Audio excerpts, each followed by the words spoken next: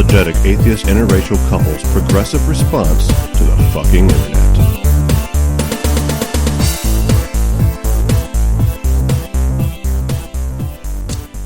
Listen, if it's 12:17, you don't say it's almost 12:30. You round because up. That's rounding up round too up fucking far. To the half hour. No. That's how you do that. That's 17, not, what? You got 12 you round minutes? up 13 in minutes? quarter hours, not in half hours, okay? So you say it's a little past 12:15 or it's almost 12:20. You don't say it's 12:30. 20? Nobody brings up 20. It's 30. What are you talking? What? No. What is wrong with saying it's 12:20? You would say if it's 12:15. Why not say if it's 12:20? If you say it's almost 12:30 or it's almost 12. That's your only options. That's it. If you're just okay, you got two options.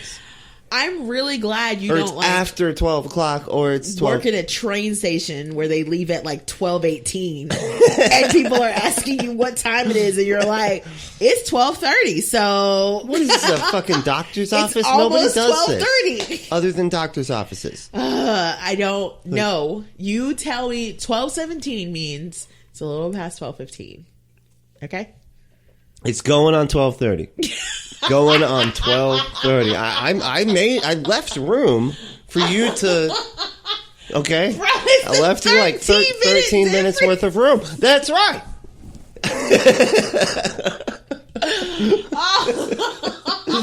It's like how did you get this upset over 13 minutes? You're like, whoa. Because yeah, I said it's almost 12:30. When the difference is me. Look, when I'm trying to talk myself into staying up late, even though I know I need to take my ass to bed, 13 minutes is a lifetime. You're still up too late. It doesn't matter. 12:17 is still too late, dude. You got to be up like at 8 o'clock. No. Way too late. Whatever, bro. Brent. Way too late. Hey, everybody. Welcome to Unapologetics. The unapologetic. Oh, no, we don't do that. We just will never agree on that. I was just like, it's a fundamental disagreement. This is it's very sad. Yeah, it's very sad. You just, you don't tell Southern time. That's what it is. Okay, You're don't make this into a geographical thing. It's a Southern thing. It is. No, I don't believe in that. Anyway, welcome to March, folks. It's March 2020. Yeah. We're already like 3 months into 2020. Holy shit. How has it gone this fast? We've already gone through Black History Month. Now we're about to go through Women's History Month. It's coming at us fast. And I'm still fucking writing 2020 on checks. It's crazy. Every time. I'm still doing it. 3 months. It's not enough time. Wait. I get to like December and I finally am like, oh yeah, it's 2021. Yeah. That's when I start writing it right. And then it's 2022. Then it's, yeah, exactly. Every time. Every time. Every year. Oh, that's hilarious. So what's up? So, we got some more weird Florida thingies. Nice. To talk about. That's right. And enlighten us on some weird Florida-ness. So this is a thing that's totally true and real. Is the Mysterious Skunk Ape. Wait. Is it half skunk, half ape? No. Wait, but like that is what that implies, right? That it would be half skunk, half ape, right? Okay. I guess if the human is considered the great ape, which we are, but no, it's just our version of the Bigfoot. Or Bigfoots. Dude, the plural big for feet. big. No, not according to Henry. All right, and I trust him on this. He said it's Bigfoots. Okay. So that's a plural. Make sure that's widely known, y'all. I mean, I guess that makes sense. It's like the plural of fish is fishes. I thought the plural of fish was fish. Like when you're talking about different kinds of fish. Oh, it's fishes. But if you just got two fish, you got two fish. As long as they're both the same kind of fish. Got it. I did not know that. So the Mysterious Skunk Ape. Still don't know how that would apply to big feet though, or Bigfoot, because you would assume that all big Bigfooted things are the same. But you know what? You're right. That is an assumption you should make. It is probably likely that each different Bigfoot may be a different type of Bigfoot. There's multiple species. Clearly, some of them are skunk apes. Interesting. And some of them are abominable, and others are just Bigfoots. You know. Wow. Amazing. What's up? The Mysterious Skunk Ape. If Florida ever selects a mascot to represent all weird things in the state, it would unquestionably be the skunk ape. In both size and appearance, this elusive humanoid is Florida's equivalent of Bigfoot. In response to thousands of sightings, gotta be true, y'all. Gotta be true. Thousands of sightings. The state this is great. The state legislature in April of 1977 introduced a bill, HB 1664, to protect the elusive man ape. Wait. They introduced a bill. This is so Florida, man. What? This is so Florida. What party does it say what party did this? Like, does it say what representative did this? No, it's oh pretty my vague. goodness. I'm gonna have to like very look it up interesting. Like, that's very interesting to find out who wasted any of their time. Their ink on introducing a bill to protect a fake species. A thing that doesn't exist. Amazing. That's so Florida, man. That's just so spending all of our time in our shit. capital so wisely. Right. The bill promised dire results for anyone taking, possessing, harming, or molesting any anthropoid or humanoid animal which is native to Florida. Humanoid animal. You know, because there's just so goddamn many of them, and this is just becoming quite a problem. Listen, if they did come to be, I'd really be... I mean, how inclusive to already have laws and protection of something that we weren't even sure existed. Right. Can't force people to wear masks inside buildings, but... No. But you can definitely protect this species. If you fuck with a Bigfoot, man, you're in trouble, though. Oh, my goodness. We're serious. Wow. The bill never passed into law, but that hasn't stopped discussions about trying again. Wow. Really? I believe that. Right. Stories about skunk ape encounters may go back to early Indian legends, which tell of giants living along the Kissimmee River and of the sand people. That's a Star Wars thing. Anyway. And mangrove people. Some believe these legends were describing skunk apes. Wow. Yeah. Why are they called skunk apes again? Skunk apes? Because they, I know this just from listening to other stuff, but they smell really bad. Like that's usually everybody that sees just a Bigfoot in general, not just ours, you know, but in general they always describe this just horrible smell. So they're a skunk, so they don't have any like actual genetic components of them that is skunk. No. They just smell like as bad as skunks. Well, I mean, we'd have to find one and be able to analyze it, but we can't do that because they don't fucking exist. I'm really trying to make sense of all of this. I really am. Wow, Brent. Well, that was illuminating. Do they have like a thing where they spray, you know, for mating and stuff? No, I don't know. Nobody knows. It's not a thing. So it's like a cat, you know, a cat does that. Like, my bad. Stinks it all up everywhere. My bad. Yeah, no, and that was interesting. But yeah, and so, I mean, it goes on to talk about how they found like bones and stuff of huge people that turned out to actually be a prehistoric kind of sloth. Oh. That was in Florida. Yeah, okay. So that was kind of interesting. So they were just mistaking it for sloths. Yeah, because they were like people, and all the rest of the skeletons that they tried to say were like skunk apes or giants, because that's also a religious thing of these things called Nephilim, and they existed before the flood. I think I know what you're talking about. Yeah. Yeah, remember they were the big rock monsters in the movie Noah. Yeah. Yes. That's why nobody could find them, because they were made of rocks. That's how they explained that away. That's a really good way to hide your existence throughout the history of time. Yeah, it's just a bunch great of idea. But no, they had found like femurs, and that was like the size of this guy and stuff. But all the other that one belonged to the like as I said, the giant sloth that used to live here, millions of years ago. And then the rest were all hoaxes. There was a bunch of hoaxes, bunch of hoaxers. Those not to be hoaxies. Confused with hosers. Wow, well, that was very interesting. I tell you, Florida and its weirdness just keeps surprising me. Yeah. We got a lot going on there. We do have some weirdness in Florida. So. Hey, you know what I just realized? What? We don't introduce ourselves anymore. Oh, man, I totally missed that. Yeah. I'm Brently. And I'm Nikki. Welcome to Unapologetics. Unapologetics, that's it. I started to introduce the show, and then we just kind of kept going, so it was all right. Yeah. Right. They get it. Our bad, y'all. You want to get into some headlines? Yeah, let's do some headlines. Unapologetics.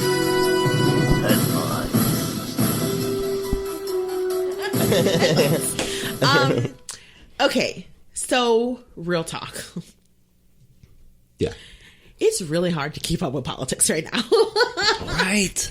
There's so many different things to be paying attention to. It is overwhelming.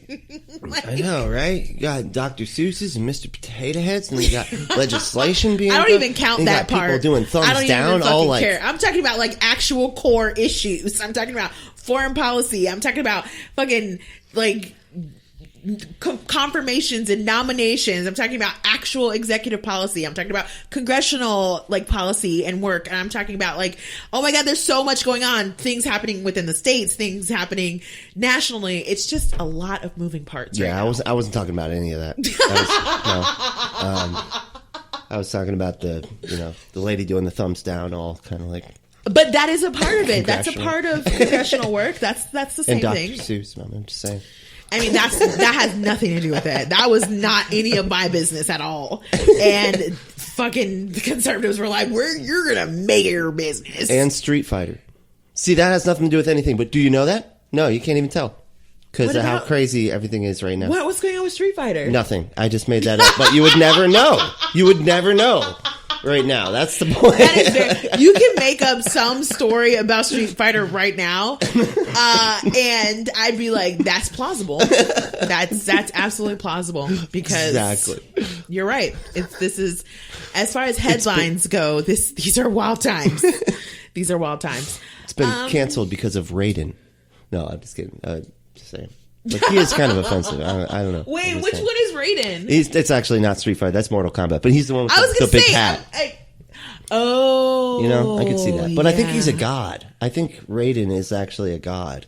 So it might be okay. I don't know. I have no idea. I didn't pay very close attention to the backstory while playing Mortal Kombat. Yeah, I just wanted to make blood happen. I'm sorry.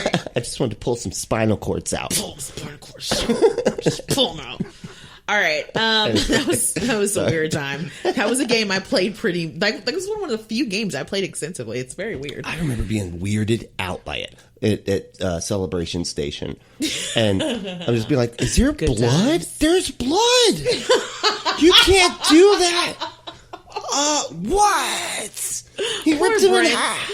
He's like, we don't watch these things on TV. Yeah, I was still playing Mario. Watch this on TV, let alone in a video game. Exactly. You're just supposed to blink and disappear. What's happening? Playing like Christian video games, though. Yeah. Oh, yeah. I did play Christian video games, which I didn't know existed until recently. I am shocked that, like, of course they existed, but it's just like I had no reference whatsoever for that being a thing that existed. Right. According to the game, Noah had to go collect all the animals himself. 2 of each. Anyway.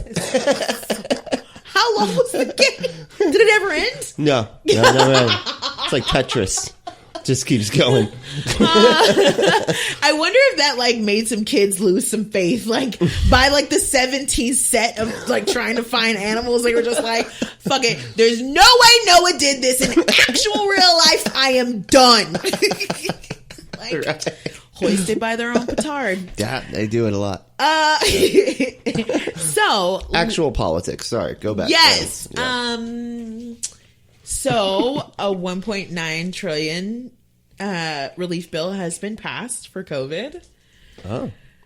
Just now. It was Just passed. like today. Yeah. Like today. Like a couple hours ago. Yeah, we are not getting the $15 minimum wage, and I mean, Yeah, I saw that coming. Just saying. I know it's just real sad. I guess. I mean, I know, you know. I feel like the Democrats and stuff and Joe Biden were all just like, yeah, they got kind of a point on that. Who? Who? The Republicans. I don't think. I hope not. I hope not too. That's gross. I hope That's not. disgusting. But it is really I can see interesting that. how Republicans just never have to account for anything. Like they just like, of course we're against the $15 minimum wage, but it's like, okay, but why? Like, what? Why? Yeah.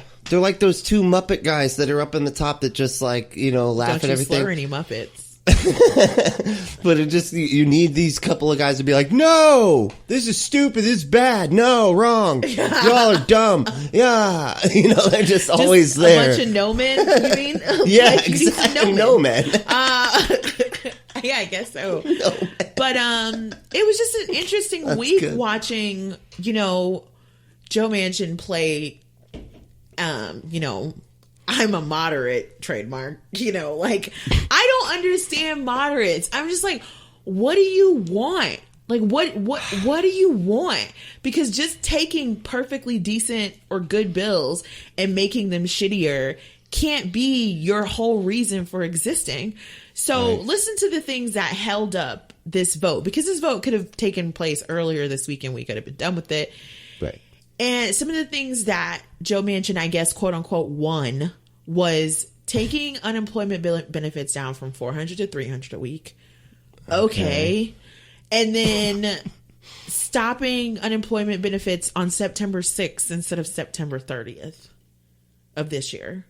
Again. Okay. Meanwhile, billions of dollars are going to private insurance companies. Oh, and of course they managed to cut out 17 million people that got the Trump checks who won't be getting now the Biden checks, which is like, what? Okay. Like, way to cut down your own political capital. Fuck. Okay. But it's just, what are they doing? Are you trying to make arguments that are pro-Trump? Are you trying to do that? Are you trying to create that narrative for us? I don't know. For them, really. I don't know. Jesus. I don't know. And then, you got Susan Collins being like, it's not very bipartisan of Biden to give us a bill that has a $15 minimum wage or, more stimulus. It's like, okay, what do you expect him to do? What you want to do? He's not a Republican. Right. Well, he's not a Republican. Do you guys ever give a fuck about anything Democrats want when the Republicans are doing shit? I mean, do they give a fuck? Ever? No. Do they go, oh, well, it needs to be bipartisan? No. Why the fuck is that a thing? No, it's not bipartisan because we're two opposing sides and they're just going to say no to everything. Yeah. And then we have people, we're negotiating with ourselves in our own party. Like, we just let Joe Manchin cut so much from this bill for no fucking reason other than to continue this farce that he's just holding the line of bipartisanship and moderateness. Dude, and if it's like, if I what was line is it? See, if I was a conspiracy theorist, Joe Manchin would be a robot and he was sent in by the elites, the Republican elites, right, to pretend to be a Democrat while always pushing Republican policy. Dun, dun, dun. I think you're on to something. No, I'm just kidding. That's why you never see his teeth. Listen. Well, you see his teeth, but everyone's like, well, what other kind of Democrat do you think is going to get elected in West Virginia? And I get that argument and I understand it. But at the same time, I'm also just like, we're making a shit ton of assumptions here. Yeah. Like, we get Joe Manchin because if you don't put in the kind of money and effort and time it takes to change people's minds, you're going to get folks who are just going to go for what they get, which is the conservatives have put a lot of time and effort and energy into keeping West Virginia voters conservative and voting for Republicans mostly. So it's like you're just ceding ground. That's the part that I don't understand. It's like, well, no, we're never going to get anything better than Joe Manchin if we don't fucking try. Who was he running against? That's what I want to know. How bad was this Republican and what's interesting, West Virginians? I think too, there was a primary where there was someone super, super progressive that did not win. Oh. But it makes sense because why would a progressive win in West Virginia when there's been almost no investments by the Democratic Party at all? But how did it go? How did it go Democrat for this guy? Like I just that's weird. For Joe Manchin? Yeah. By being this person, by performing this like moderate, like he literally exists to just be like, I hate the Democrats and I hate the Republicans too. I don't know. Oh. I don't know how he does that. So he's like the libertarian guy. He's doing this interesting thing that only happens in that part of the country. Well, no, I shouldn't say that because it happens in the South too. But it's like, something about West Virginia, because they had a history with being Democrats, right? And so slowly they started to do the change that was natural where people that were Democrats started to change into Republicans because, the party switched. Mm-hmm. And then Joe Manchin has been able to, because he's been there for so long. Oh, really? He's been able to play this, he won as a Democrat because they had a popular Democrat, Robert Byrd. And he, took over as a conservative Democrat, and he's been holding that line ever since, and it seems to work. But at the same time, it's like I can't imagine that your constituents are really this gung-ho about you taking off 3 weeks of unemployment benefits and $100. Like, where is that constituency? Like, if you're going to vote for relief, do all that you can. I don't understand this idea of like, I'm for relief, but not this much relief. It's just like, okay, good job. Too many weeks. Yeah, exactly. It's like, so weird. In what world does it seem like a waste to give our actual citizens who will be using this money, like giving them a few more weeks and $100 more versus giving insurance companies billions that already have that? Right. I don't understand this kind of trade-off, and I'm really so tired of listening to people talk about these things without talking about it in those terms. Like, what honestly is the difference? Because as far as I'm concerned, couldn't we have just opened up Medicaid and given all these people who lost their health insurance Medicaid? We're in a public fucking crisis, man. Health crisis. But my whole thing is like, it would be cheaper and it would be more direct than giving insurance companies a shit ton of money and then having them do what they do, which is make it more complicated and then shortchange the benefits in the end. It just seems to me like, why are we playing these games? Like, we don't want to give direct payments to our own citizens, but we're willing to give direct payments to these billion-dollar companies and hope that they do what they're supposed to do in the end. When we see that they don't, I mean, just look at where all this fucking PP funds went to now and how we basically just supported a shit ton of churches and businesses that were already doing just fine. Joel Osteen, because he needs it. Joel Osteen needs millions of dollars from the government. Yeah, because the gas for his third private plane might not get filled all the way. It's you might have to do just 80% of the gas. Right. We should do like a deep dive into Joel Osteen's wealth because I'm sure it's just we're gonna be gobsmacked. Right. But yeah, it's been a wild week, but I'm glad it passed. We got some relief efforts going. I love. I don't know. It's such an interesting time. It's just such an interesting time, but it's really hard to pay attention to everything. Right. Like there's just so much happening. And it's like, cause you don't want to, like on the one hand, and you tell me how you feel about this, because I was just having this conversation with another friend where, he was talking about, it just feels so good. And I'm just so relieved that Trump is no longer president. And just like, I can sigh a little bit. And I'm just like, I agree with you I agree with you. It is better to have adults in the room. Absolutely. All day, every day. But I'm like, don't get complacent. Don't just because the thing that scares me is people think that this was just an anomaly as opposed to a plot point that is in a movie that's already in motion. And it's still going. Yeah. And the way that Democrats do the next 2 years to 4 years is going to really, really matter. Yeah.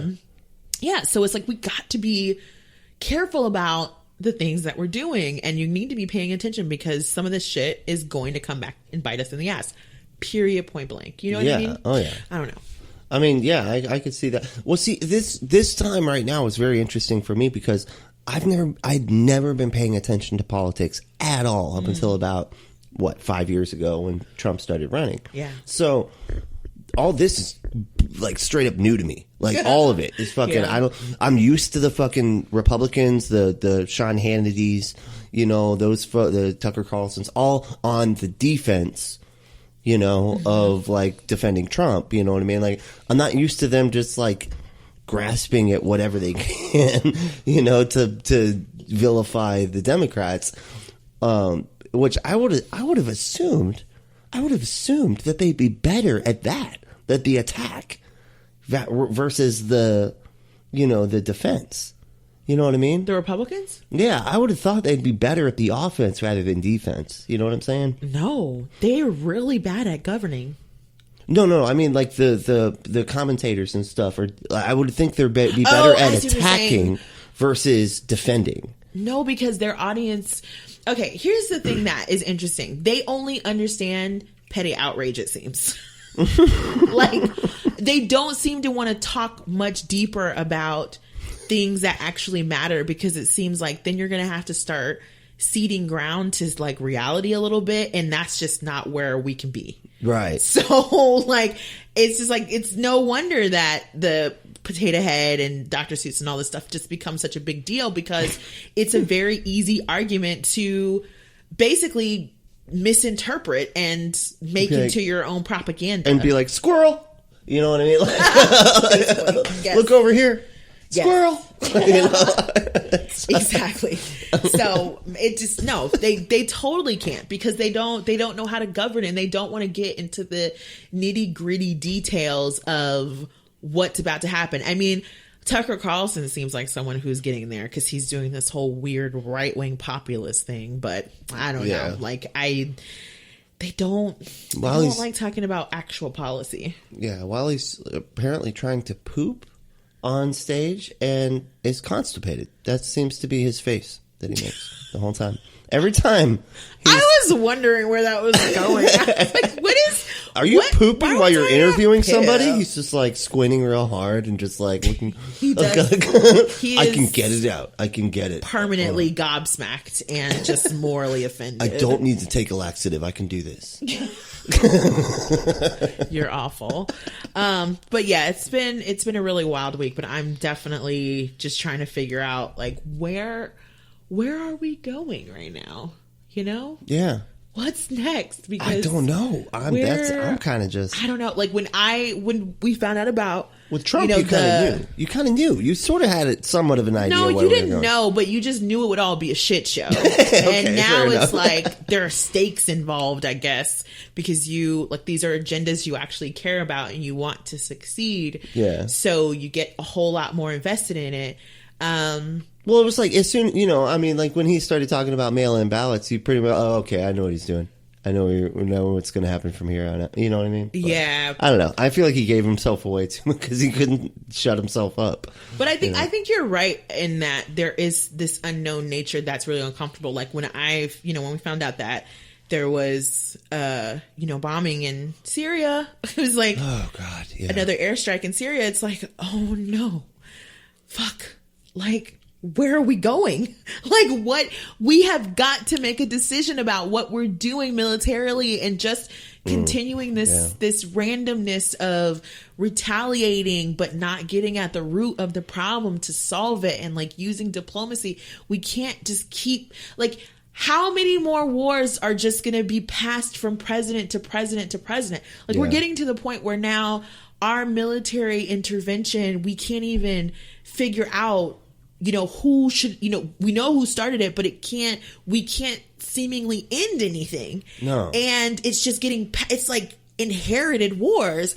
And am like, I don't understand how anyone is not like, why aren't they super alarmed? Yeah. Because the more this just goes on and on and on, the more externalities just come from that. Like, we didn't see Osama bin Laden coming for exactly this reason, because we were just playing games with all of our money and weapons, and then we made some terrorists, and then like we pissed some people off, and it's like, okay, now we're in like 20-year wars. How do you think this is not good? This is a lot of money. This is a lot of weapons in like just all around this area. We're creating migrant crises. Like, this is a big deal. And the thing is, they're like, we're just retaliating, you know, we're just retaliating. And it's like, yeah, you're retaliating after, like, you have to imagine that a foreign military base next to Costco, okay? That's what you need to envision. And then be like, when somebody does something to them, like, oh, they're just retaliating.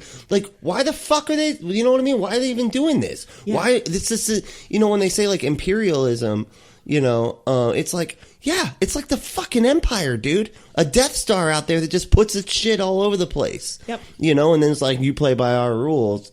You know, I don't know. I'm not the best person to come to about, you know, this international. But it does seem wild, right? Policy. Like, it does seem like. I feel like if it was in reverse, if there was some other power and they had their shit in our places, we can't wear masks. Like, we won't even fucking wear masks. You think we're not going to go marching in there with fucking assault rifles and shit? You know what I mean? Like, can you imagine? I don't even know. Like, when it comes to Syria and everything that's happening, it's just so entangled, and who's allying with who, and what needs to be done. It's just getting worse. So I don't know. It's just we've been in this now for so many years, and I just wish someone would just stop it. It's just like, here's what we're not gonna do. Yeah. Any more of this, but right. You know, you're that asking was too crazy. much. Anyway. That was some completely quick political off script. Ranting. Yeah, that was not on the page there. Yeah, that was just bad. Was some extra thoughts by Nikki and Brent. So next headline, Brent. Yeah. Is lying in fact a sin in Christianity? Yeah, big one. In fact, I think it's one of the 10 Commandments. I'm not totally sure about that. I think it is, though. I feel like somebody needs to tell Mike Pence, because he's still lying. The man is lying. He can't. He's not allowed, though. Mama's going to be pissed. So this week, Mike Pence released an op-ed on the Daily Signal, which is a website ran by the Heritage Foundation. So I'm sure there's a lot of really deep, interesting reading there. Not a hate read situation at all. No. Like, definitely not. They give hard hitting stories. I mean, it's really important. Fact based. Yeah, fact completely. So Mike Pence is basically still lying about the election, basically asserting that there were significant voting irregularities, despite there being none. Well, not at least none to have changed the outcome of the election and very much make President Biden Biden. I mean, there were significant like society irregularities because of a pandemic, dude.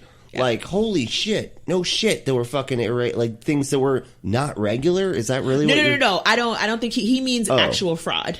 Oh, okay. Because I thought like their whole thing was just based off of like the fact that they changed a bunch of rules because of the pandemic. Well, yeah, that's a part of it. But he thinks that a part of it is they also did a bunch of fraud. They were because the mail-in. Their whole thing is mail-in balloting is in and of itself less secure. So if you have a bunch of it, it's going to lead to fraud regardless. And it's a lie. It's just a lie. It's a lie. It's a lie. Like, this is the thing. Like, it's just a lie. It's just a lie. It's one of those things where, I don't believe it's true, but all of our constituents believe it's true, so there's got to be something there, kind of thing. Y'all know. They can use the fucking, they can do the whole steaming thing to open it and then replace it with a different ballot, but with your signature and fucking doesn't make any sense. Doesn't make any sense. They truly believe that 7 people have time for this. Yeah, what was it, like 7 million or something? It was too damn many for this. It's too damn many for you to keep lying like this. Yeah. So This is so stupid. that brings us to, what's currently happening with the Republicans, because Mike Pence is obviously a very high level Republican, and he's still talking about the election as if it was stolen or if it was, is full of fraud. And so now it's led to tons of Republicans in state houses pushing for very radical limits on voting and democracy, period. Oh, because here's the thing. With Republicans and, well, I think just politicians in general, they always say, don't let a good crisis go unused. Don't not use that to your advantage.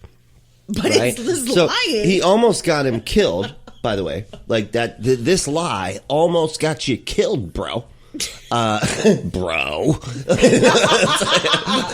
don't think there is a more annoying way to say bro than that. Look, bro. Oh, okay. You don't have to do it. No, I can make it more annoying. I know you can. Give me a I second. believe in you. But I know. I'm very well aware of Brent's douche voice. It's very convincing. But it almost got you killed, and then here you are still saying this stuff. Why? Oh, because now they can use this, even though it almost got me killed and everything, but now they can use this to limit the ability for certain people to be able to vote, specifically the people we don't want voting. But the problem is, the more you give in to this radical, like, foaming at the mouth base, the more that they're going to turn on you if you don't do exactly what they want you to do. Remember, they almost got you killed. Yeah. Well, it's like they see, it's like they do a pro-con list, right? And yeah, there are some things on the pro list, but one of the glaring things on the con list is bring down all of America, possibly be killed. I feel like that, not even possibly, good chance of being murdered. Like, I feel like that should definitely be outweighing whatever political capital you think you can get from this. Right. But instead it's like, nah, we're just going to keep on marching right towards collapse. Thanks. Yeah. Well, appreciate your concern.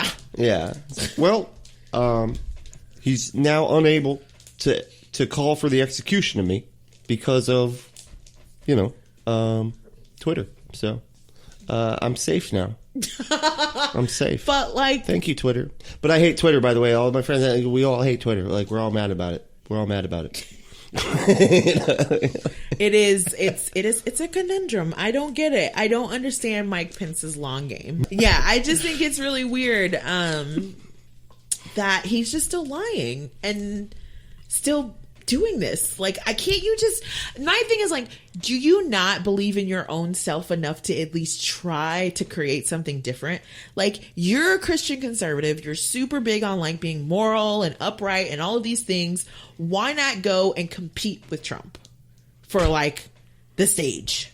Yeah. I don't understand why everyone's just, like, letting him have it. He's the majority.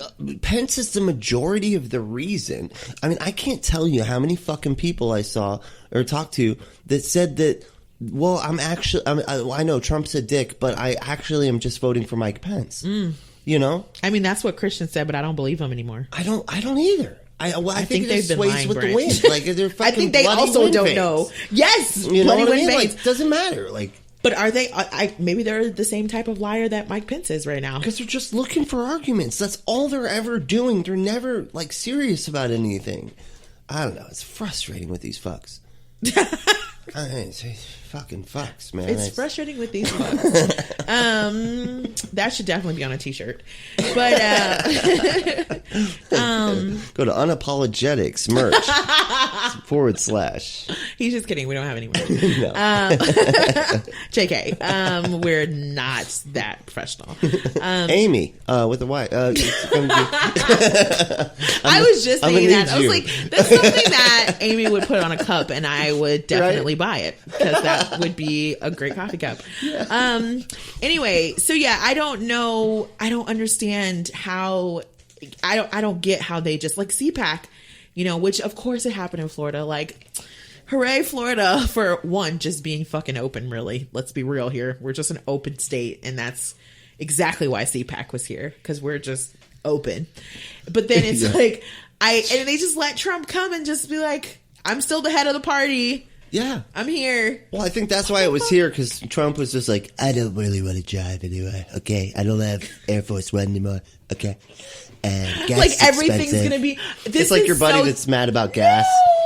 Like, can you give me $5 for gas? I mean, but you're so right, though. You're so right. How many conferences are there going to be between here and Mar-a-Lago, between like Orlando and Mar-a-Lago, for CPAC for the next? I mean, or for any sort of Republican anything, right? Oh, it's so true. We are the new so right. Republican fucking center, dude. Like that's what we are. So excellent. I love it. I love it. I love our legacy as a state. Speaking of Florida, did you know that our Florida Senate is trying to ban permanent mail-in voting? So you're going to have to register for mail-in voting like every single election. We got to move. And you're going to need a reason. We got to move. Why are we here? I'm saying Virginia is looking amazing right now. Listen, Virginia is killing the game right now. Best beaches in the world. I don't give a fuck.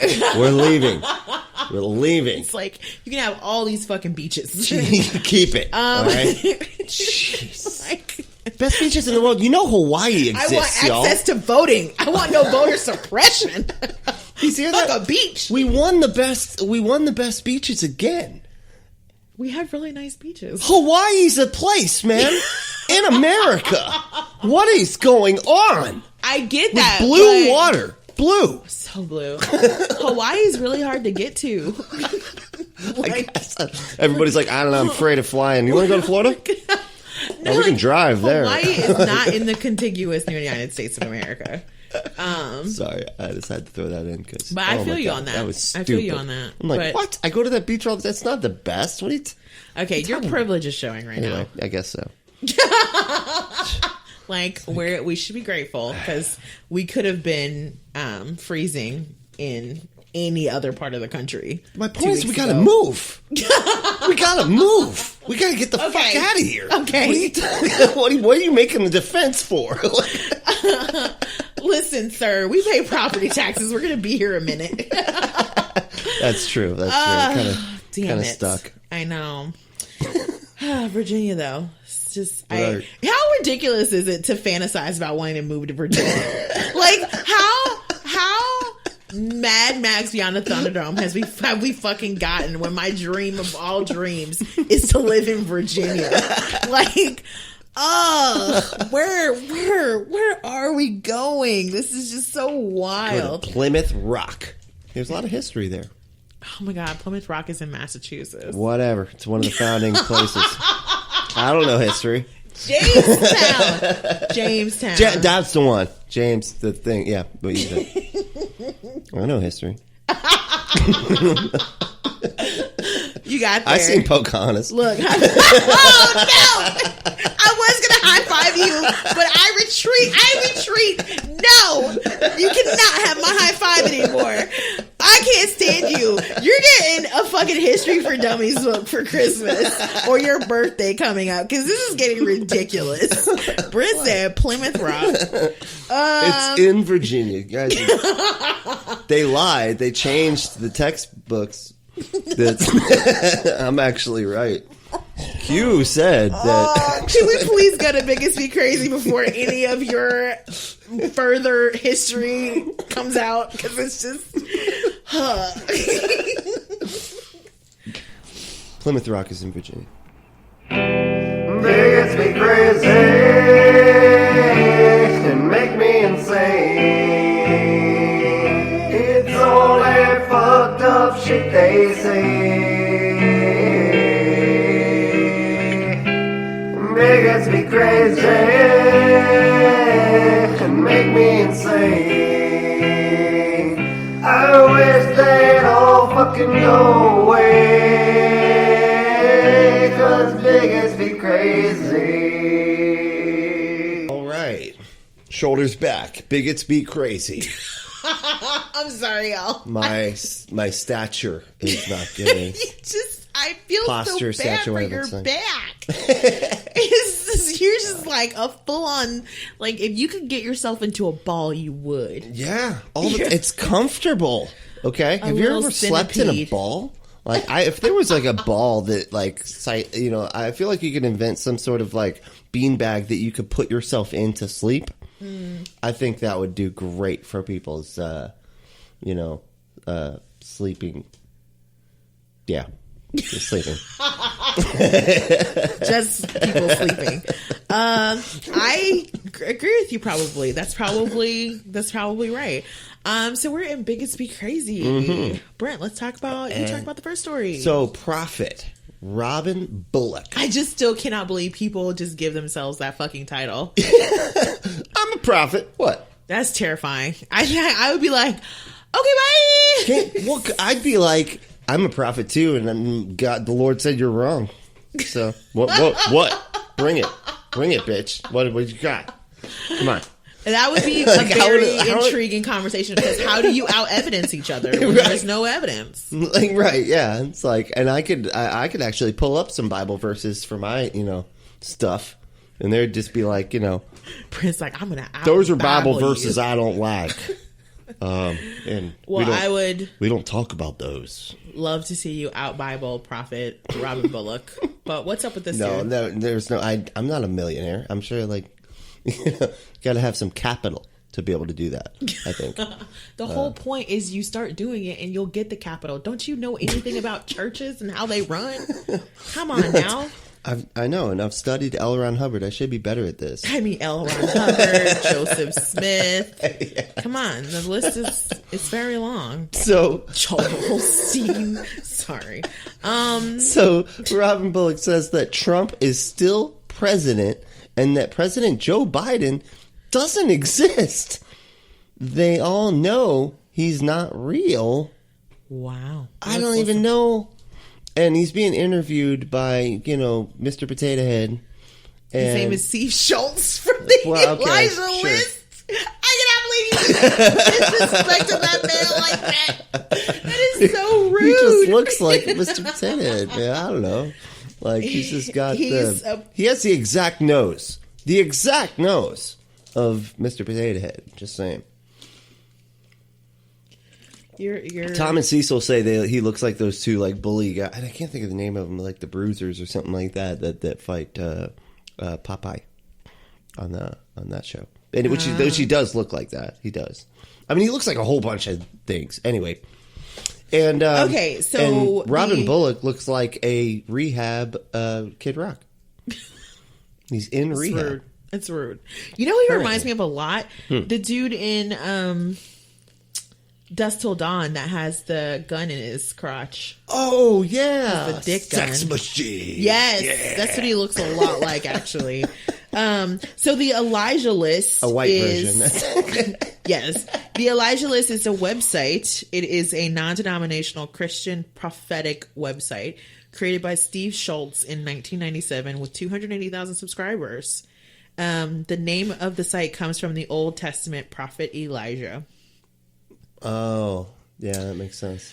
So he just made a channel and he looks like he's really disappointed with his decisions. I'm just saying, like, just looking at him, he's just like, I probably should have done something else. Just saying, maybe I shouldn't. Steve Schultz or Robin Bullock? Steve Schultz. Okay. Steve Schultz. He's just like, maybe I shouldn't have made a channel of bringing crazy people on. Oh my God, I just loaded the website and it hasn't been updated since like 1998. Oh.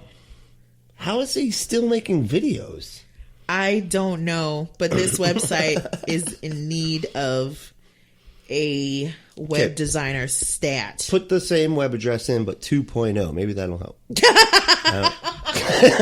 it exactly, honey. That'll solve it. Let's see what this Jamoker has to say. Let's do it. People say, well, you need to pray for the president. Yes, Donald Trump. Pray for him. People say, we need to pray for the president. You can pray for the office of the president. You can pray for a man named Joe Biden. But you cannot pray for President Joe Biden. What? Yeah, that's my same sentiment. Fucking what? What do you mean? First of all, who's out here just praying for the office of the president? What does that mean? I understand. They really want those walls to hold up. That's new paint. It's new paint, okay? And I don't want it cracking. And may the White House stand for thousands of years. Yes. May the structural integrity of that facility. Yes. Please, Lord, it's important. Keep these walls up. Like, bless the electricians that have put in those wires. Yes. The plumbing, sir. Oh, Lord. Oh, Lord. Yes. The plumbing. Make sure that it's with PVC and not iron. Lord, please. Make sure they've gotten proper winterizing tools. Just in case a storm hits. A once-in-a-century storm. Oh my God, we're getting batty. Okay, but and as if this guy really wants people praying for Joe Biden. No, it's a lot. Like, come on, it's like, I know you're good and you should like pray for people and stuff. I guess, you know, I guess you can pray for a guy named Joe Biden. I guess if you really feel like you need to waste your prayers on that. Yeah. You want to see what else he says? What we got. Because there's no such man. He doesn't exist, and he knows he don't exist. And Brother Steve, his handlers know he don't exist. They all know he's not real. They know this. Again, fucking what? By the way, this video was done on February 17, 2021. So very much when President Joe Biden was real, living in the actual White House, doing actual presidential things. Anytime you say that someone doesn't know that they exist, your logic is just like, fuck you, dude. Like, I don't even know I don't even have a fallacy for that. This is, well, I don't even know what to do. They don't exist. It is the most inane thing to say, and yet he said it. It's like non-contradiction. I don't know. I have no idea. Like, where's what? So yeah, it's just, and it's sad because Mike Pence is boosting up people like this. Like, this all plays into that, because when you have a prophet Robin Bullock saying it on a pretty, I guess, a reputable Christian site, and then you got one of the highest level Republicans saying it, how is it any different? Right. Yeah. Where is the difference? Exactly. Gosh, they're all peddling in the same bullshit. It's just wild. And his name's Bullock. That's so funny. And it's spelled the same way. It's like a British person going, that's just a bunch of bullocks. That's hilarious. That's funny. Is that how he picked that name on purpose? It's bollocks, by the way. Oh, bollocks. Yes, bollocks. B-O. Oh, my bad. Well, it's too similar to ignore. I mean, I just, like one letter difference. I'm going to go with it. He still picked that name on purpose to be like, I'm going to lie to people, and I'm even going to call myself Prophet Bollocks. Love it. Do it. So, that was fun. Our next Biggest Be Crazy is our best friend, Ben Shapiro. Oh, the star of the show. Since Alex Jones has been, sort of deplatformed. Listen, that Facebook algorithm is... I'm sorry, he was the star of the other show. What other show? Our other segment. We don't do it anymore. Conspiracy Corner. Conspiracy Corner. Remember we did that for a time. I don't remember that at all. Like 2 years ago. Wow. He was our star. Yeah. But, yeah, Ben Shapiro is the star of this segment. He sure is. Let's get this. All right. So, no, not yet. Shut up, Ben. Not ready for you yet. I'm ready to introduce it. Oh, I'm not ready for you to speak yet, Ben. Jeez. So pushy. Ready to give his thoughts on things. Anyway, so Ben Shapiro is doing this thing, right, where he's basically using the cancel culture grift and the white fragility grift and oh my God, race essentialism is happening. Oh no, this is terrible. Where are we going with this? This is awful. So yeah, Ben just thinks this is the worst thing in the world that can happen, that people can be like actually anti-racist and like want to teach their kids how to be anti-racist. Like the whole thing is just like a conspiracy. Yeah, and the fact that you kind of have to recognize that other races exist in order to be anti-racist. I know, it's a whole thing. I know it's really complicated for Ben. He doesn't get it. Yeah, let's listen to him speak really quickly and explain his opposition. No, I'm just kidding. That was actually really good. That's excellent. You're Ben Shapiro. It's really good. It's very good, Ben Stiller. Oh, Ben Stiller. Oh my God, Ben Shapiro. I'm so sorry. We didn't mean it, Ben. I'm so sorry. I'm sorry. Hey, and then you got Cartoon Network now pushing anti-racism. Okay, so you've got Robin DiAngelo not just teaching Coca-Cola, but mainstreamed into Cartoon Network. Now, it's one thing to get mad at the Muppets from 1987 for telling a joke that you now consider culturally insensitive 30 years later. It was culturally insensitive when it happened. It was culturally insensitive when it happens. It's just nobody had enough of a voice or power to do anything about it. Like, I don't...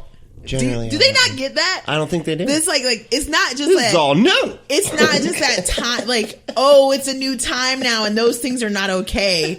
They weren't okay then. We just were assholes. We were bigger assholes then. Like, come on. Ugh. It's another thing to get mad at Cartoon Network when Cartoon Network is literally just putting out PSAs mirroring for children.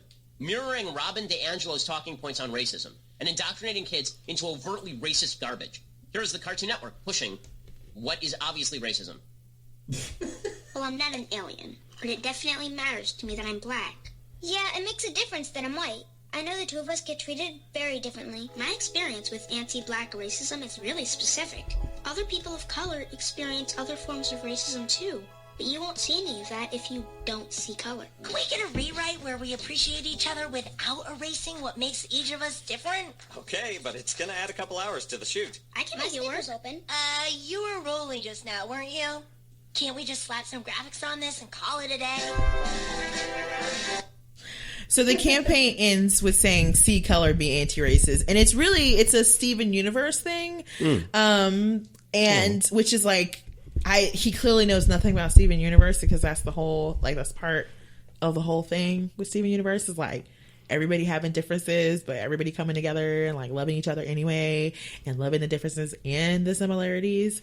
Right. And it's just really interesting to me how this like new, group, this crop of like, people who are just so offended that people even dare to talk about race, right? Right, especially to kids. Especially, right? Because kids are not allowed to know. They can't even know. That there's history behind, Even though this is what ends up creating the problem because they cannot accept that the initial push for colorblindness was wrong. Like, that was the wrong road to go down. Yeah. Because you cannot teach your kids to be colorblind, but at the same time, be living in neighborhoods that are exclusively one race. Make it clear that neighborhoods that are certain races are worse or bad or just like bad people. Do the NIMBY ass shit that they do in their own neighborhoods to keep people of color and poor people out of their neighborhoods. Right. Like, you can't on the one hand say, I don't see color, but at the same time, I'm going to actually treat you all differently based on your color. But I'm just going to, in my mind, think that it's like, I don't even know how they figure out how to make it make sense, like in their minds. Yeah. Because you're clearly treating people of different colors differently, like completely. And you're like, I'm just going to treat you like you're white. And it's like, okay, but that doesn't make any sense. And no, you're not. Okay. Yeah. Not only does that not make sense, no, you're not. No, you're not. No, you're not. Like, it's like acknowledging that race exists at all is somehow racist. But I don't get how. That's what his argument is. I don't get how white people get to make that determination. Like, just pretend it doesn't exist. Yeah, that's the thing. But just act also like it doesn't exist, and it will go away on its own. Also, the entitlement of it all. So wait, you're the ones that got to put this fucked up system in the first place to make sure that the privileges went one way. And now that we're trying to right the wrongs, you also get to define how everyone else gets to define themselves and how you get to treat you're Nikki, you're not defining this right. Let me help you out here. I'm sorry. Okay, exactly. That's it right there. Like, I know that you're telling me, like, I hear that this is your experience and that's what you're trying to get across, but did it ever occur to you that maybe you're just framing it all wrong? Nikki, and your this feelings is how aren't you valid. actually Okay. need to frame it. Let me explain to you why your feelings aren't valid. Okay. Now, I know it feels like people are being, they're not. Okay. You just actually need to be better at, you need to work harder. Stop being lazy. That's a big one. And I love it. Conversely, did it ever occur to you that maybe the way you're viewing your own experience isn't correct? Like, I don't know. Maybe you're just not seeing your own experience. Sorry. Oh, it's so wild to me. Like, make it make sense. Either you do see color or you don't see color. And if you say you don't see color, I'm going to tell you you're a fucking liar, because there's no way you've grown up in this United States of America and you don't see color. I don't understand. I don't even understand what the fuck that means, to be honest. Like, we live in a caste system. There is no way for you to exist here without like doing quick separations in your mind between like what it means to be this color or that color or whatever. This is like our birthright. This is the American birthright. And really, I mean, the point is that he's like, I shouldn't have to try to understand where you're coming from. Yeah. That's really what it is. You need to understand where I am coming from when viewing where you're coming from. Yeah. And I'm telling you that you need to calm down. And the great big myth of, if we just don't talk about race, it won't exist. Yeah, that's like, I know. And I've heard that argument so much. It gets frustrating. Mm-hmm. Like, how dare you bring it up? Like, right. I'm sorry. Now, I just entered the now chat. I'm uncomfortable. Right? I'm uncomfortable now. Okay? If you hadn't have brought it up, I wouldn't even be uncomfortable. So, I literally just entered the chat. That's all I did. Like, I just showed up, and then people were like, well, why'd you bring race here? I'm sorry. I couldn't help it. Like, it comes with me, which is exactly what that cartoon is trying to make clear. Like, it doesn't mean we can't be friends. We can't be together. We can't have babies together. We can't be all, like, we can do all of these things still. Like, all of the array of human interaction is still open to us. But there's a certain group of people that just think the second you talk about race, the entire opportunity to make connections and alliances and build something is lost. No, yeah. See color, be anti-racist. Shut up, racist children. See color, be anti-racist. So, yes, we are also... Did he just tell the children to shut up? Did he just call the children racist and tell them to shut up? I think he told the racist children not to shut up. So, like, sarcastically. No, shut up, racist children. See each other as people of different colors whose experiences are completely non-understandable. I cannot understand your experience in any way. And because I can't understand your experience, this is the Robin DiAngelo stuff, I have to listen and believe. I can never try to assess whether your opinion on a matter is non-factually or evidentiarily based. Instead, I have to listen and believe because, you see, I see color. So I'm an anti-racist, which means I have to listen and believe whatever you say and presumably accept all of your policy recommendations as well in order to destroy the systems of power. This is being taught to children at Cartoon Network. In order to destroy the systems of power. Did he just basically make clear that he is not about toppling any of our current oppressive systems as they exist at all? I need the power, man. Like, can you just, like, leave it? That's that seems to be. That is wild. That is wild. And it's almost like, and this is the interesting part about all of this, because let's detour for a second. Okay. Because one of the things that have come up recently a lot in conversation is how much defund the police actually did affect or not affect the 2020 election. And I think we're still learning about this. Like, I think there's still a lot of data to be seen.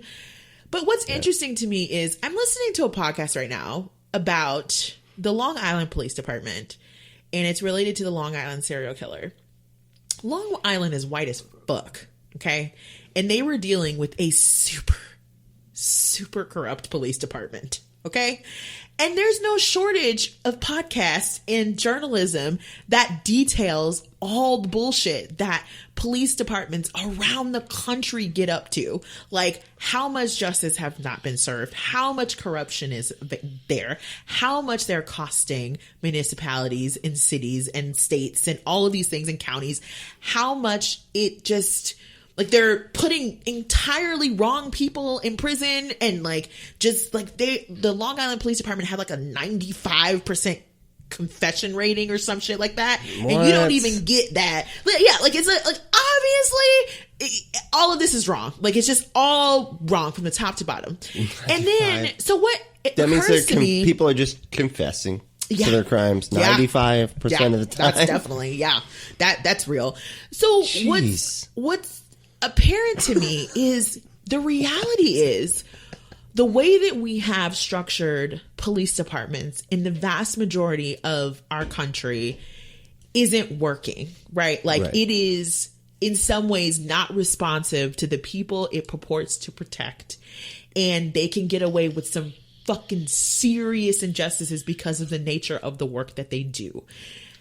And so you got black people who are like, you know what? Black lives matter. And way too many black people are being killed, hurt, caught up in this fucked up system. And we need to fix it.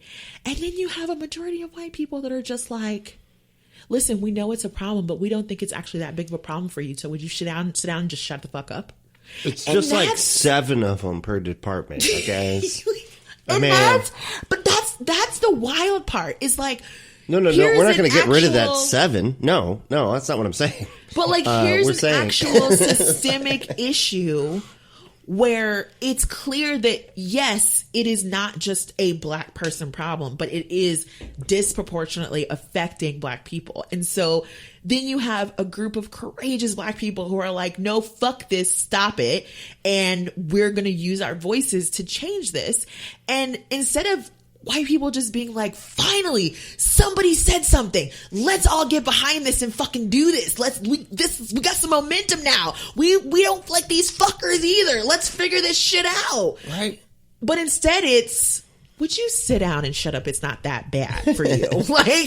And I mean, police go are away. kind of cool if you think about it. I mean, they're kind of good guys. You But know? it's just, it's like, Yes. no, there are some good cops, absolutely. But that has nothing to do with the bad effects of having bad cops, having corrupt police departments, and what that means for like an entire population and a group of taxpayers. Like it's, all of that stuff is really important and it matters. And so it just kills me that you have this opportunity to be in solidarity with black people because you see the problem and also see how it negatively affects you and also see that as a galvanizing point. But instead it's like, let's just keep the current power structures in play. And in fact, per Joe Biden, let's actually give them more money to try to figure out why they can't stop being so corrupt and like lax with training. I mean, it doesn't make any sense. And so when he says stuff like that, it's like, oh my God, that's right. Like, you cannot assume that Again, the problems I have with the power structure are the problems that you would have with the power structure or Right. whatever, or you want to get rid of it or make it more. because when cops do fucked up shit to me, guess what? They're held responsible. And you know what I mean? Yeah. It's like, Well, no, but that's not true though. But that's not true. That's the thing. That's just a feeling you have because things have worked out for you. But if things actually go wrong, like really go wrong, that's not true. Like statistically speaking, you're going to be fucked over just as much as the black person is going to be fucked over. Because that's true. the thing about it corruption. depends- Like, it depends who the white person is, I think. But absolutely. yeah, Now, if you had money, yeah. now if you had money now and No, yeah. connections, okay. Right. But we're talking about just like a random, especially a poor white person or a white person that's on drugs. No, they're going to be treated like shit. Exactly. Yeah, absolutely. Absolutely. Yeah, that's true. And it fucks us just as much as it fucks any person of color. Yeah. I mean, when and you we look just at refuse to recognize it. Especially civil forfeiture, the amount holy of money shit, that that is like fucked up. taxpayers are paying for lawsuits.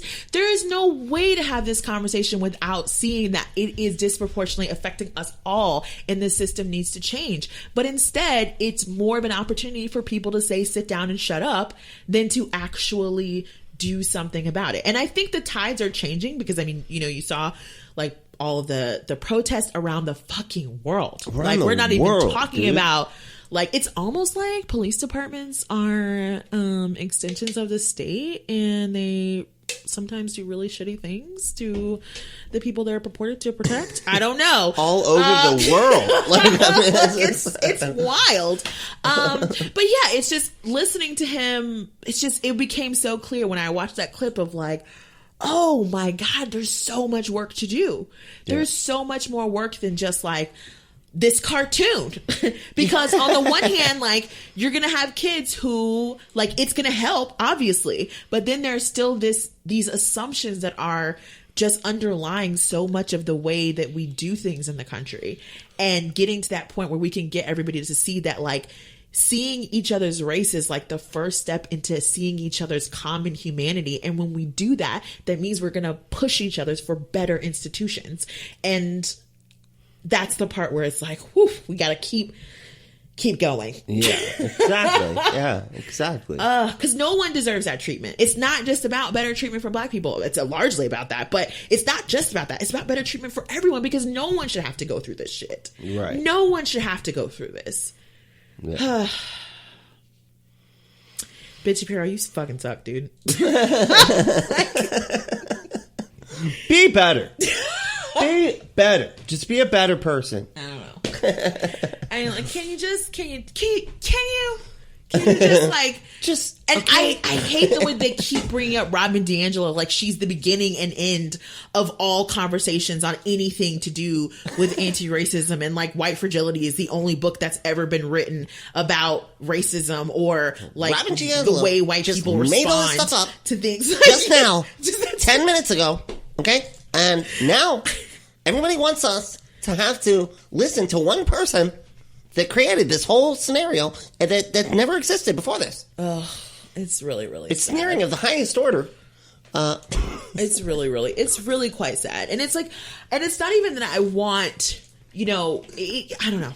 It's just things like this remind me that we just have a long way to go, because if you really do think that just talking about race makes things racist, I don't know what to tell you, because and you know what's funny too is like, it's so clear too that he's only talking about white kids. Like he is offended that white children have to, for a second, like deal with the fact that they're not the only type of like race. I don't know, because I'm like, I was like, Black and brown kids don't get that same thing. Like we, especially Black kids, like we're very well aware from very early on what race we are, because we're segregated, like for the most part. So it's very clear when you're, you know, going somewhere and you're like the only Black face or one of few Black faces, and then you go to your home to your neighborhood, and then it's like you're the same. You're like, a lot of people look the same because we're all in the same bracket or whatever. Mm-hmm. So it's just, I don't know. It's just, it's like, what's really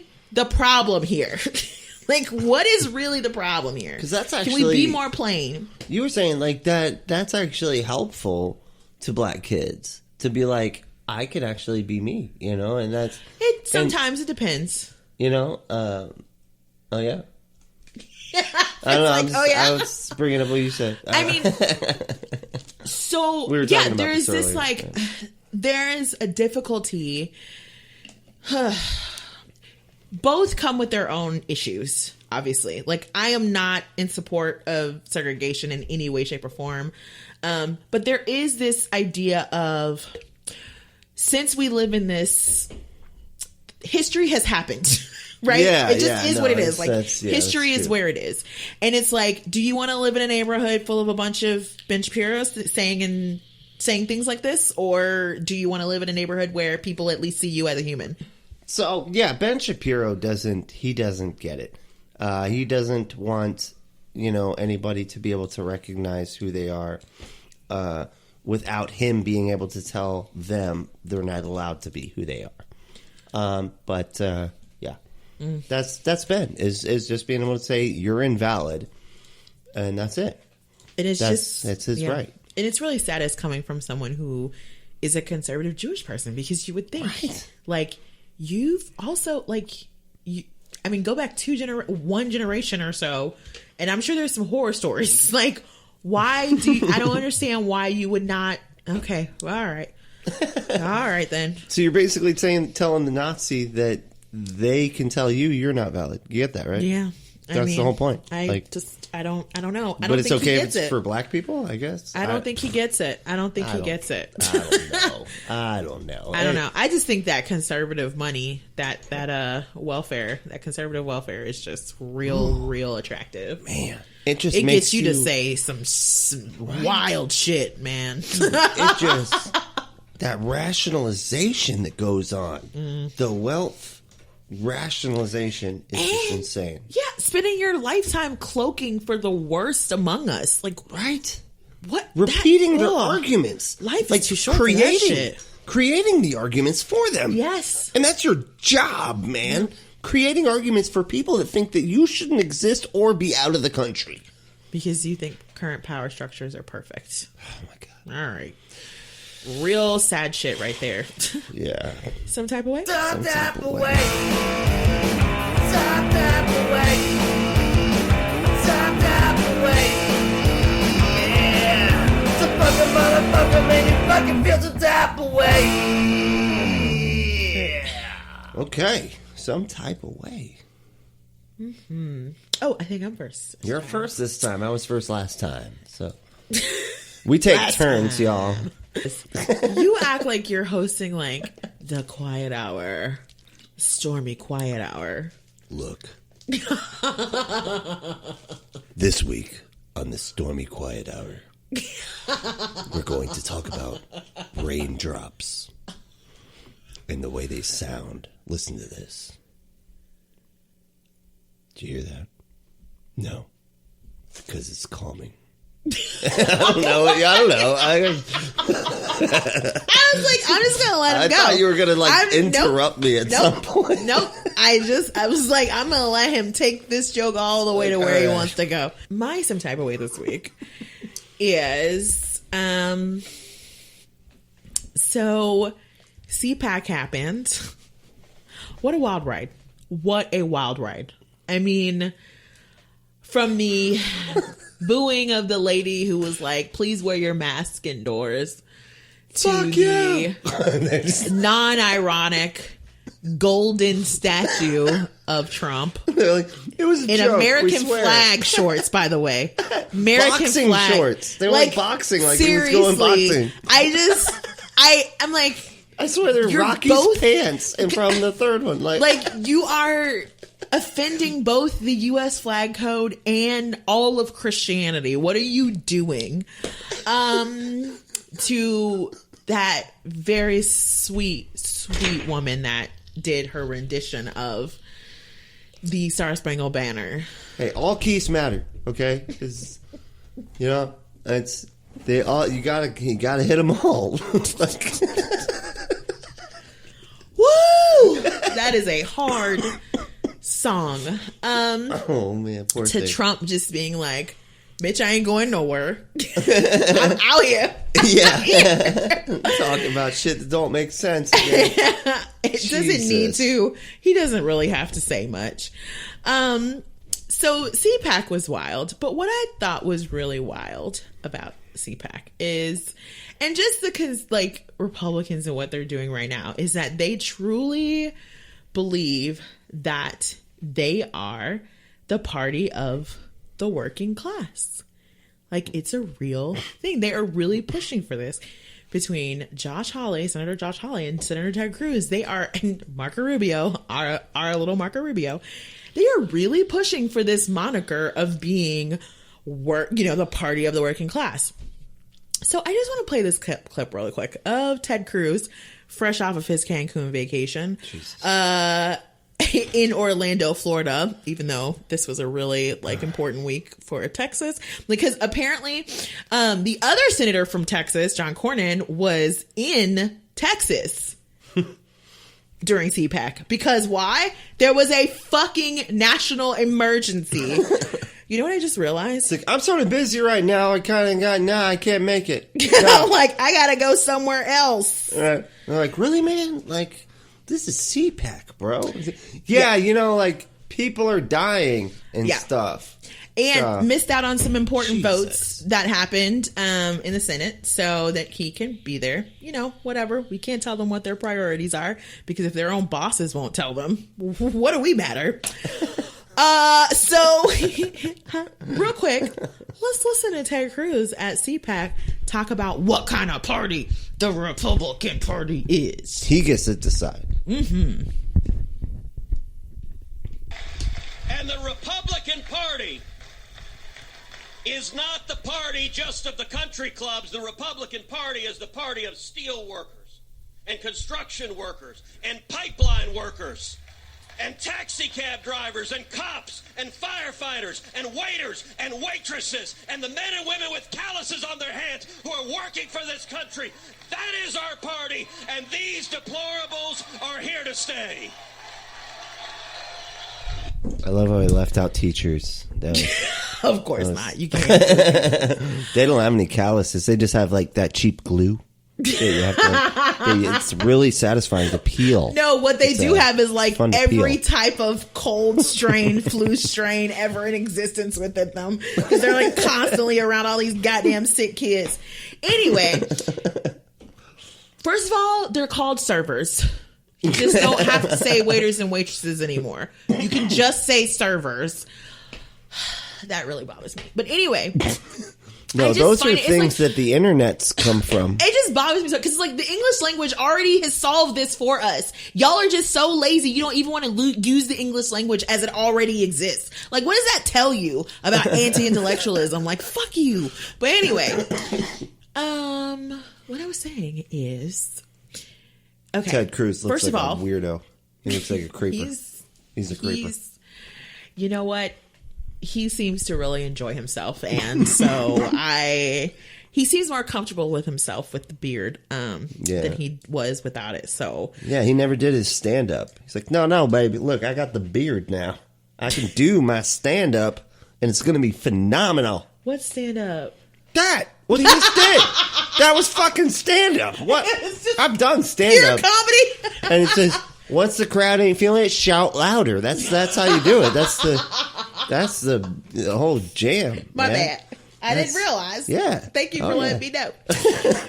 But anyway, so I love how he's like, we're not just the party of the country club. Right. So we are the party of the country club, but we're also the party of the working class. And I'm just like, that's not how any of that works. That don't make sense, bro. The interests of the people at the country club and the people at working class folks rarely meet. Like they're definitely diverging. I don't think that's true, Ted. But then it's like, okay, you're listing all of these jobs and it occurs to me like the only way you believe this is if you don't already know that that's not true, because the Democratic Party is absolutely the party of the working class. If you recognize that the working class includes all types of fucking people, races, genders, sexuality, everybody, like the working class is a very diverse group of people, like hugely. And it occurs to me like, oh my God, every time they say like Josh Hawley and Ted Cruz say working class, I have to like put like white beforehand. Yeah. Because that's who they're actually talking about. So the party of the white people that are working hard and have calluses on their feet. Yes, absolutely. Oh, man. And then it's like, how rich to go to be in Orlando and say that shit on a stage and the very next week vote against the $15 minimum wage. Like, I don't understand. I don't understand. How are you the party of the working class? You guys don't really believe that you deserve. No, you don't even believe. Like, y'all don't deserve right a living wage. Right. Up top. No, 15. You know that. Yeah. You know you don't deserve a living wage, don't you? Like, like, yeah, we don't. Hold on, what am I doing? It bothers me so much, and this is going to annoy the fuck out of me because this looks like a big thing that they're doing now and they're going to be doing for the next, however many years until they win whatever they want to win. But they really believe this is a winning strategy, and people aren't going to call them the fuck out. Like, I don't understand how you don't see that that's just not true. Like, you're not the party of these people at all. Like, and I just, I don't get it. And You're the party of people that abandon their people. Thank you. To go to another country to help their family, by the way, and to look for a better life for at least a couple days during a fucking crisis. That's who you blame. You left them. You left them. And then vilify people for doing the same thing. That's the party you're in. Like, by the way. I'm going to pull a Brent right now. Jurassic Park. You left us! You left us! Sorry. I know that's terrible. But I just love that so much. More of that. Yes, please. It's Come like on. my favorite I part. love it. The Republicans are not the party of the working class. Stop. Stop it. Stop it. Like, the working class had to be at fucking work. They couldn't take off 4 days to go to CPAC in Orlando. Okay? They were at fucking work. Anyway. Like, see what? What is that? I don't know. I gotta work, man. Anyway. Let's be real here. Yeah, so that just got on my nerves. Like, the fact that they get to just say whatever and it's meaningless. It's utterly meaningless. It's just words put together that sound good, but they don't actually mean a single thing.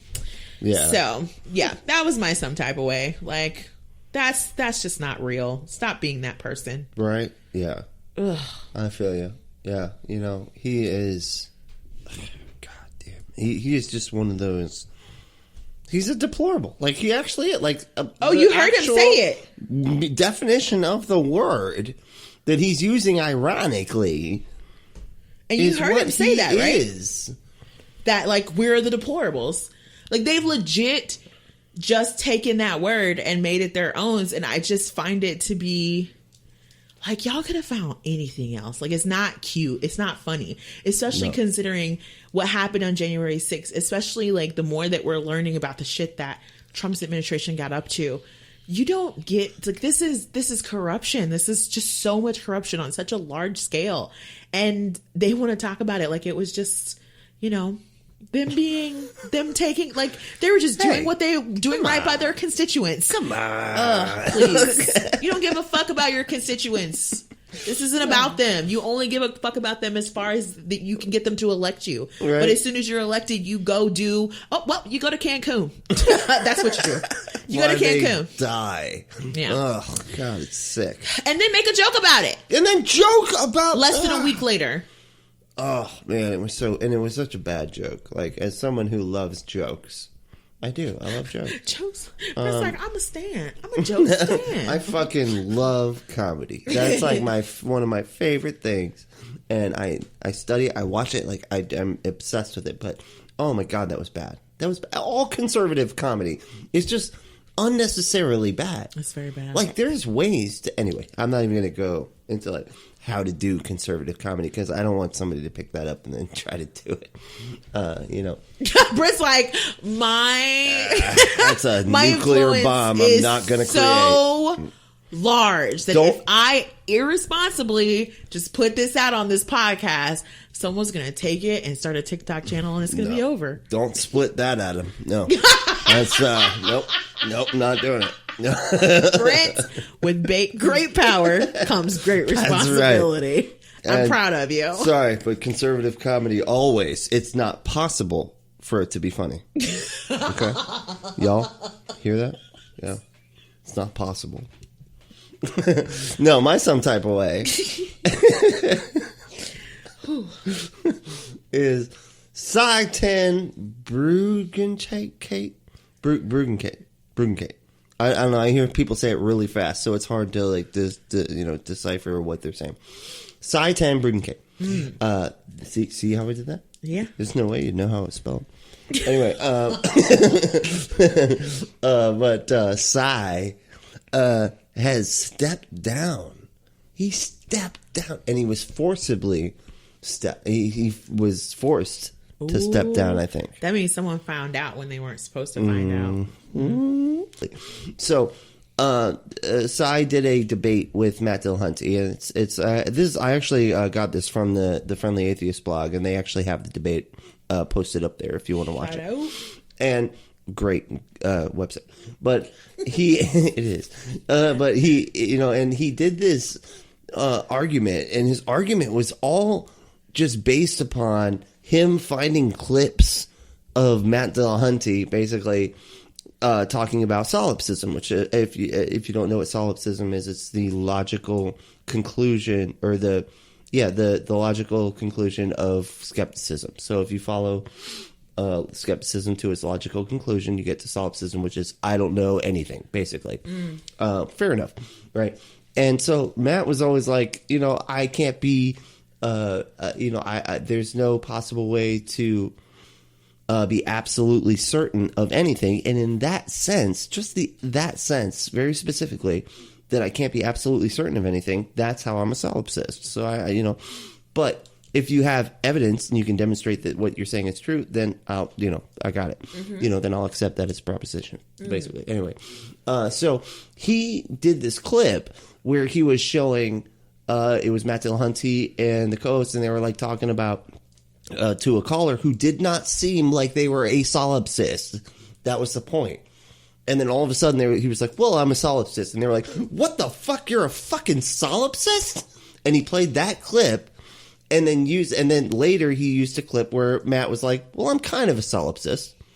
And he put those side by side, to make it seem like he doesn't know what the fuck he's talking about. When in reality, if you were following along, you'd see like, no, yeah, that makes perfect sense. But anyway, that's how dishonest this fucking asshole is. Anyway, he got removed from his position in his ministry. Will do no more apologetics. Wow. Yeah. Thankfully. Again, like I said, he did a ton of debates all the time as an apologist, and just did this dishonest transcendental bullshit where you're just basically trying to argue that logic doesn't exist or something. It's basically trying to attack logic using logic to attack logic to make it seem like your argument doesn't work, even though he's using the thing that, anyway, it's a whole like circular bullshit. And he has been removed from his high place there, been taken down a peg. Why? Nobody knows. And that's the thing right here. That's one of the things I want to talk about, is the fact that they don't even have the honesty to be able to say why they were removed. Like, I feel like every person that's not of this very specific religion, a very specific belief system, and has to adhere to it like very specifically. Anybody else, like, we all know why people get removed from positions, and it's fine. What do you mean we all know? Like, when something happens, right, and somebody's removed from a position, it's clear why. It's clear what the reasoning is, but they're so, or at least what category it is, like right, financial or sexual or yeah, and they won't even give you that. Criminal. Yeah, criminal. Which, I mean, and Hemant Mehta, the Friendly Atheist, put it pretty well, where he was like, it could be anything from extreme abuse, sexual or sexual abuse, to just voting for a Democrat. It could be literally anything. Doesn't matter. We don't know. Why he was removed, but he was removed, and and so. And, so that was really good news to me, because I just was like... You're like, I'm sick of seeing his face. Oh, man. Yeah. And I've watched several debates, because he loves to fuck with the atheists. Mm-hmm. You know what I mean? Like, he loves to try to act like he's got some higher level of logic, even though it's just saying that logic doesn't work. But, it only works if you believe in God, and that's why it works, and that's the only way it can work. It's nonsense. It's the stupidest fucking argument. So, wait, what kind of church is he a part of? Like, what's the denomination? Is it just like... I think it's just evangelical. Yeah, just straight up. But it's extremely presuppositionalist. So you just take God as a fact, just straight up. And he also does that whole argument where he's like, you believe in God, you just won't admit it. Like, where he's like, acts like he knows what you're thinking. You know what I mean? Ew. Like, everybody knows that God exists. Every human on the planet knows that God exists. Not only does God exist, but his God is that God. And everybody around the planet knows it. I'm low-key jealous of that level of competence and literally anything. Belligerence. Like, yeah, it's he is just a garbage fucking person, and he's been removed. Is drunk, y'all. So that's what that is. No, yeah, but no. All right. You're good? That was your some type of way? That was it. That was my some type of way. Brent is ecstatic that someone has been dethroned. Yes. Aren't you engaging in cancel culture right now? I am. Well, they canceled him. I didn't cancel him. None of us canceled them. They canceled themselves. You're just reveling in the canceling. Yes. Evil. That is right. So some good news. It is that what I just said. That was all good news. That's the good news right there. Is that Brent doesn't have to watch any more debates with Cy. I keep thinking of Cy Edelman from.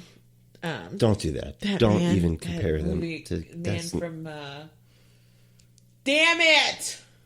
Some good news. Some good news is if you have HBO Max, you can watch The Lost Boys right now. So go do that. Go watch The Lost Boys. It is. And don't let anybody sit there and talk shit about Joel Schumacher. God damn it! Not a single because soul. You know what?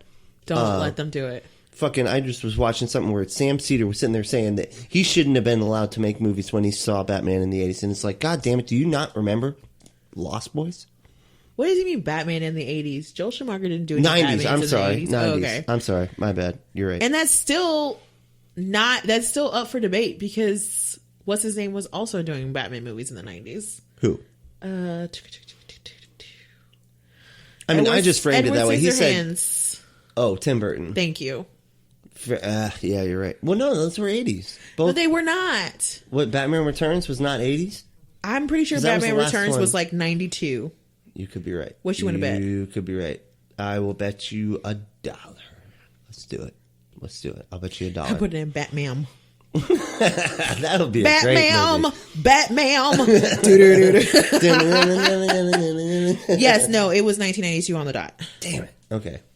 All right. I'll give you $1. So take that, Sam Cedar. Yeah. But don't sleep on Joel Schumacher. He's good. Yes. He is fucking good. He does camp good. He does camp. Yeah. That's his jam, man. It's his jam. Sometimes it gets out of hand. Okay? And for Batman and with us fans, don't do that. Yes. Don't get out of hand with your Don't get out of hand with Batman fans. That was good. Thank you. Thank you. Kind of set me up Dr. for it. Seuss. That was good. That was not as good as anything in Seuss. Dr. Seuss. Anyway, so that's some good news. Some other good news is the stimulus passed, so a lot of people should be getting some money, and that's awesome. And people are going to get some unemployment that they desperately need, and that's awesome. Right. And hopefully we can get some more vaccines going. Yeah, that really needs but to at happen. least we got people thinking about it that actually seem like they know what they're doing and care. Yeah, absolutely. So that's a world of difference. Right.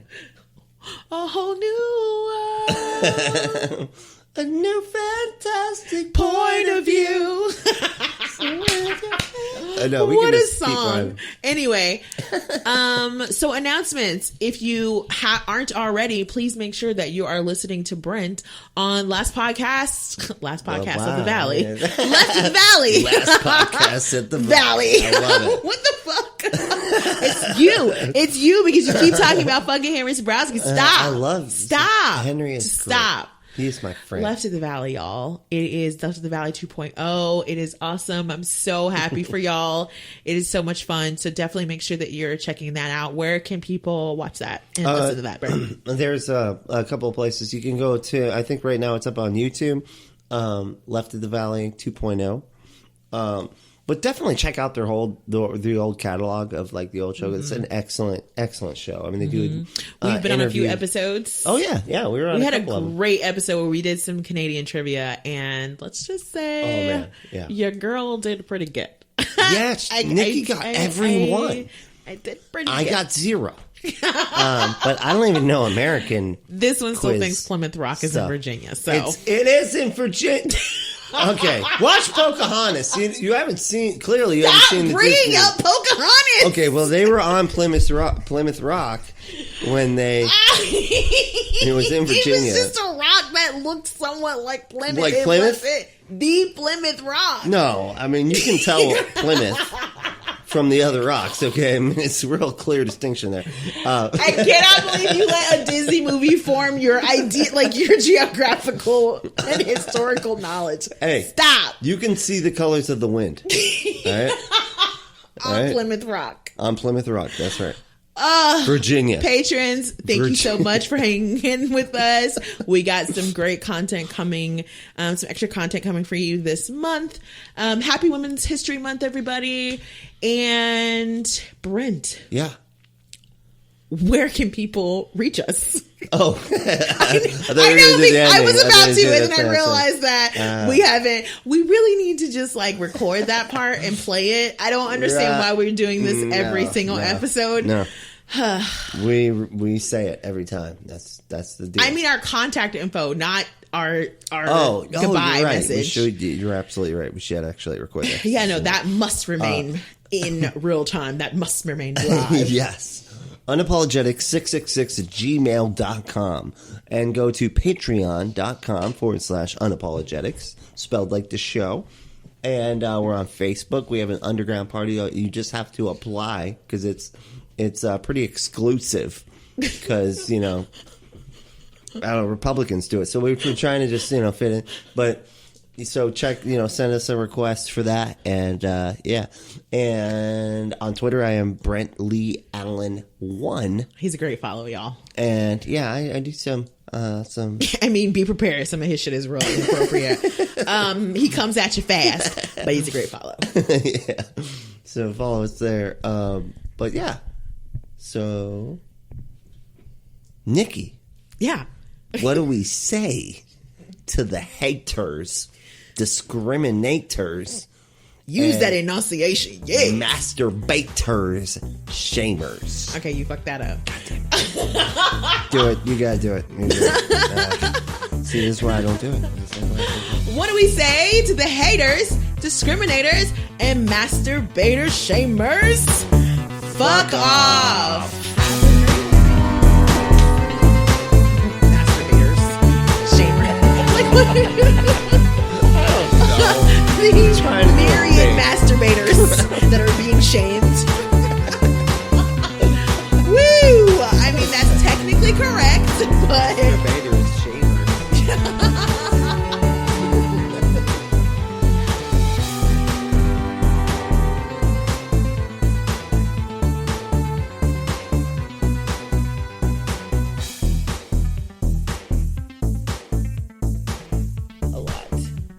I was like just playing and I realized I'm right there. Because yeah, you someone gotta look away. Like, has me chained to my microphone. well, you keep on backing up. Shut up.